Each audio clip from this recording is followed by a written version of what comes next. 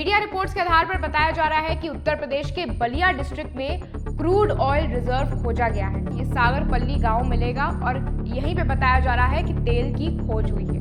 और हर साल भारत $100 बिलियन खर्च करता है ऑयल को इंपोर्ट करने के लिए। ये जो पूरी बेल्ट है वो गंगा नदी की बेल्ट है। पूरे भारत में 50% जो लेबर जाती है वो उत्तर प्रदेश से ही जाती है।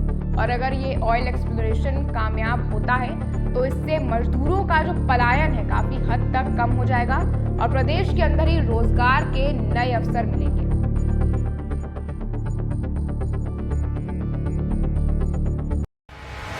पिछले कई महीनों से चल रही चर्चा का विषय बना हुआ कि उत्तर प्रदेश के बलिया में तेल की खोज हुई है, आखिर अब उसकी पुष्टि हो चुकी है। मीडिया रिपोर्ट्स के आधार पर बताया जा रहा है कि उत्तर प्रदेश के बलिया डिस्ट्रिक्ट में क्रूड ऑयल रिजर्व खोजा गया है। तो क्या है इसकी डिटेल्स, क्या इम्पैक्ट लाएगा ये उत्तर प्रदेश में और साथ में पूरे भारत में?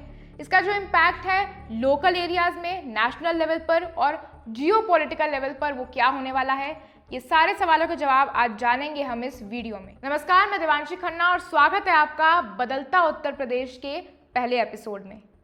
तो उत्तर प्रदेश के बलिया डिस्ट्रिक्ट में एक गाँव है जिसका नाम है सागरपल्ली गाँव। इस गांव की लोकेशन आप मैप के जरिए समझिए। इस मैप पर आप नजर डालिए, ये है वाराणसी और वाराणसी के ईस्टर्न साइड में अगर आप लगभग 140 किलोमीटर जाएंगे तो आपको बलिया डिस्ट्रिक्ट देखने को मिलेगा। और ये जो शहर है इसके थोड़ा सा दूर आपको ये सागरपल्ली गांव मिलेगा और यहीं पे बताया जा रहा है कि तेल की खोज हुई है। अब इस डिस्कवरी के बारे में डिटेल्स आपको बताते हैं कि इस गाँव के किसान को खेत में एक चिपचिपी पदार्थ जैसी कोई चीज़ मिली और जब प्रशासन को इसके बारे में सूचित किया गया तो यहाँ पर ONGC यानी oil and natural gas corporation ने यहाँ पर 3 महीने से ज़्यादा का सर्वे किया और अब ये पाया गया है कि बलिया के इस गांव में तेल मिला है। अगर हम बात करें इसकी गहराई की तो ये लगभग 3000 मीटर की बताई जा रही है, यानी कि 3 किलोमीटर ज़मीन के अंदर ड्रिलिंग करने के बाद तेल मिलने की संभावना है। यहाँ पर जो पूरा एरिया जो है कवर करने की कोशिश की गई है, मतलब जो सर्वे में एरिया निकलकर सामने आया है उस पर अगर हम फिर से मैप पर नज़र डालेंगे तो ये बेसिकली 300 किलोमीटर का एरिया है जो कि बलिया से लेकर प्रयागराज तक फैला हुआ है। अब इसमें एक इम्पॉर्टेंट चीज़ जो नोट करने वाली है कि ये जो पूरी बेल्ट है वो गंगा नदी की बेल्ट है, तो इससे आने वाले समय के लिए एक्सप्लोरेशन की जो संभावनाएँ हैं वो और बढ़ जाती हैं, क्योंकि अभी के लिए फ़िलहाल ये 300 किलोमीटर का दायरा जो है नापा गया है, लेकिन इसके पीछे और इसके आगे के एरिया में भी जो बंगाल तक जाता है वहाँ पर भी भारी मात्रा में तेल मिलने की पूरी संभावना हो सकती है। अभी तक बात थी इसकी खोज की, लेकिन सबसे ज़रूरी है ये समझना कि इसका impact local level, national level और जियोपॉलिटिकल लेवल पर क्या हो सकता है। आसपास के जो लैंड है, लैंड ओनर्स हैं, उनके प्रेजेंस में जो लैंड वैल्यू इसमें मैसिव अप्रिसिएशन हो सकता है अगर ये एक्चुअल में ऑयल वहाँ से निकल जाता है। फिर इसके अलावा एम्प्लॉयमेंट अपॉर्चुनिटी, जो स्किल्ड लेबर्स हैं, जो अनस्किल्ड लेबर्स हैं, वहाँ पर उनके लिए काफ़ी सारी अपॉर्चुनिटीज़ आ जाएंगी। देखिए दर्शकों, उत्तर प्रदेश की जो आबादी है अभी लगभग 24 करोड़ की है और इसमें पूरे भारत में 50% जो लेबर जाती है वो उत्तर प्रदेश से ही जाती है।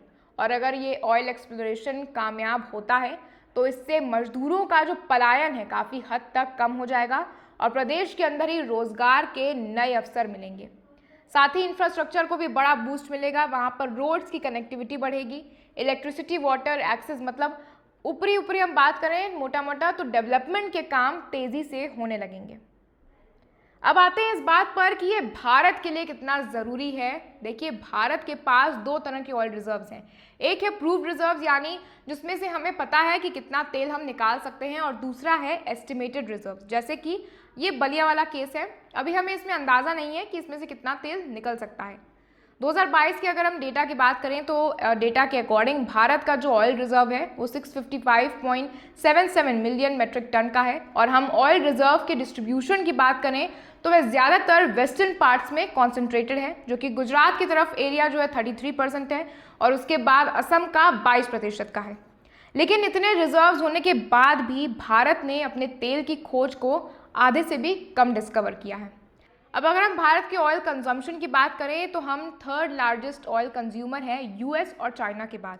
एनुअल कंजम्पशन हमारा 249 मिलियन मेट्रिक टन्स का है और लेकिन डोमेस्टिकली सिर्फ हम 33 मिलियन टन ही प्रोड्यूस करते हैं। मतलब हमारी जो डिपेंडेंसी है अभी भी लगभग वो 87% बाहर की ओर डिपेंडेंसी बनी हुई है। अब तक भारत सऊदी अरब, यूएई, कतर, इराक और ईरान जैसे देशों से तेल आयात करता है और हर साल भारत $100 बिलियन खर्च करता है ऑयल को इंपोर्ट करने के लिए। इसी कारण ये खोज भारत के लिए बहुत ज़रूरी हो जाती है, जिसमें हम तेल में आत्मनिर्भर बन सकेंगे। यदि हम इसके जियोपॉलिटिकल और स्ट्रेटेजिक महत्व की बात करें तो इस तरह की खोज से न केवल घरेलू उत्पादन में वृद्धि होती है, बल्कि वैश्विक ऊर्जा वार्ताओं में भारत की सौदेबाजी की शक्ति भी बढ़ जाती है। साथ ही एक्सपर्ट्स के अनुसार देश के 4 प्रमुख ऐसे सेडिमेंट्री बेसिन हैं जो अब तक अनडिस्कवर्ड हैं, जिन पर ध्यान केंद्रित करने की आवश्यकता है। उनके अनुसार इनमें महानदी बेसिन, अंडमान सागर, बंगाल बेसिन और केरल कोंकण बेसिन शामिल हैं। अनुमान लगाया जाता है कि इन चारों बेसिन में लगभग 22 बिलियन बैरल तेल मौजूद हो सकता है। अब ये देखना महत्वपूर्ण होगा कि सरकार इस दिशा में कितना ध्यान देती है। वीडियो अच्छा लगा हो तो हमें कमेंट कर ज़रूर बताएं और चैनल को सब्सक्राइब करना ना भूलें।